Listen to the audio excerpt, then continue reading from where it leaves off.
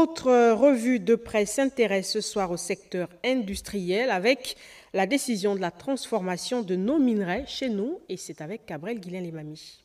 Bonsoir.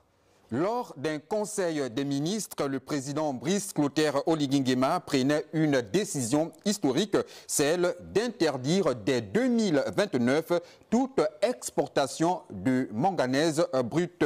Cette annonce, selon l'Aube, avait été saluée par les panafricanistes et les patriotes. Cependant, souligne le journal, elle avait suscité une vive réaction de Christelle Bourri, PDG d'Eramet, qui déclara avec mépris que le Gabon se tirait une balle dans le pied. À la surprise générale, Eramet a officiellement adhéré à la stratégie du chef de l'État. Comilog s'engage désormais à construire des unités de transformation au Gabon. Le quotidien national L'Union évoque la fin des réticences de départ. Partenaires traditionnels, Eramet Comilog se mettent aux côtés du Gabon qui a décidé d'amorcer sa transformation d'un secteur minier de rente vers une industrialisation plus poussée. Dans le même sens, Info au Gabon parle d'un jalon historique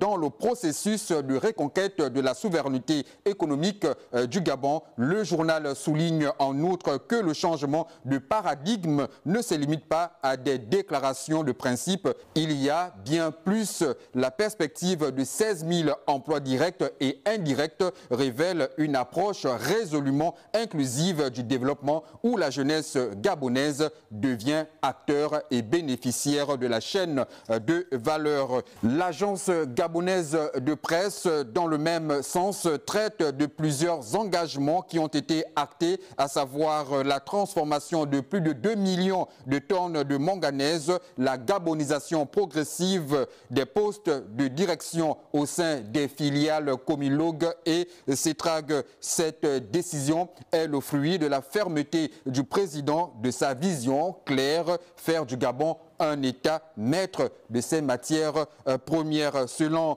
l'Aube, il s'agit de gouverner avec courage, avec hauteur, avec justice. Le président Brice Clotaire Oligui Nguema a entre ses mains la responsabilité immense de ne pas reproduire les errements de son prédécesseur tombé de haut sans parachute.